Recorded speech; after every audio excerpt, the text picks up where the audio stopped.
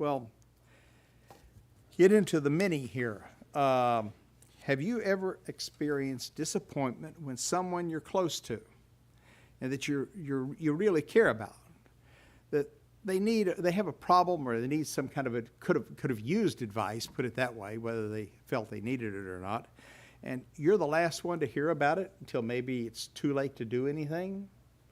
Most have experienced something like that they wish, well, if they just asked me, I could have told them, or at least give them a sympathetic shoulder to lean on. Why wouldn't, you felt like you would be the first person they should have come to lend a hand?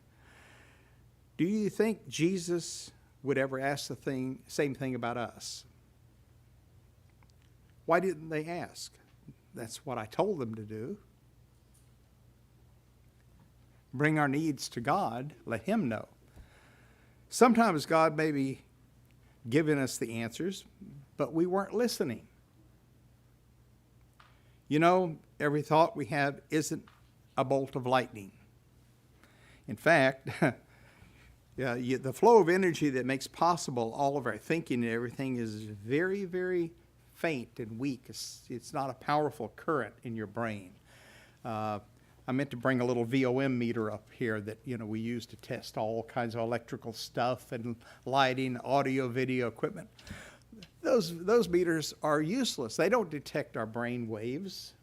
They need much more sensitive equipment to detect what's going on. And of course, that activity in our mind is where our thoughts flow and the energy that flows. It makes possible our emotions and everything else that we feel. But it can't be measured with a VOM meter. I think what's it stand? Volt, ohm, and milliamp meter, right? That's a VOM, what it stands for. VOM meters test the safety and the performance of so many things, but that's not good enough to figure out what goes on in the mind. Science does have equipment that can detect it, and they're trying with the help of supercomputers. And unfortunately, many discoveries are connected with the military. They're trying to develop the thought process detection to where the pilot can just think about pointing the gun, and their guns move and point to what they're aiming at. So they had that on TV. You might have seen that too. But still, it's fascinating that these things exist, that we're having an understanding of how the brain and everything. But so far, they can't understand and translate these things into real language or images. Wouldn't it be great if, from a detective point of view, they're interrogating a suspect and they hook up the things and they have his images of what he did? Talk about a dash cam. That's beyond how many people have dash cams? No? Wow. Okay. So, mankind has not succeeded in really turning that into understandable language. If mankind did, succeed in that and receiving and transmitting what the thought waves or whatever, it would probably be called telepathy of some sort. Now, telepathy between humans is impossible. By all scientific standards, it's impossible. We don't know. And I can't begin to predict how far man will come before the kingdom comes. We don't know how much time is left. But God has always had that ability. God has always been able to know what we're thinking. There's no mystery in how we talk to God. We call it prayer. The mystery has been, how does God talk to us? Now, if you actually hear voices, I don't think that's what the Bible's talking about, listening to God. We don't want to be a candidate for the funny farm. Now, further insight into what we're looking for might be compared to a recipe. Like in a recipe, balance of things is important. A small pinch is needed. Too much of something, especially salt. If you get it too salty, a little pinch might be just right. I marveled at how my grandmother would make biscuits and cakes and other treats that, the delightful things that a child loved. I still love them as a grown-up too. Grandmother would never use a recipe book. Just a pinch of this and a pinch of that, and voila, it would come out a treat that would please the child. Let's turn to 1 Kings 19:11, verse 11. And he said, "Go forth and stand upon the mount before the Lord. And behold, the Lord passed by, and a great and strong wind rent the mountains and broke it in pieces, the rocks before the Lord. But the Lord was not in the wind, and after the wind, an earthquake. But the Lord was not in the earthquake, and after the earthquake, a fire. But the Lord was not in the fire. And after the fire, a still small voice." I looked up in the dictionary the word subtle, because looking up small didn't help me. I looked up the word subtle. The state or quality of being subtle.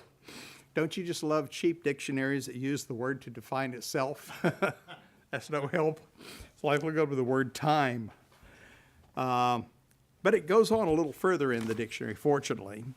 Delicacy or nicety of character or meaning, acuteness or penetration of mind, delicacy of discrimination, and finally, a fine-drawn distinction, a refinement or discernment of reasoning.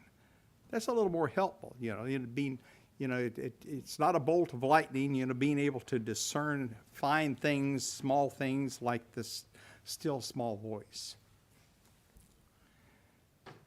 Ezekiel discerned that it was the still small voice that he needed to listen to.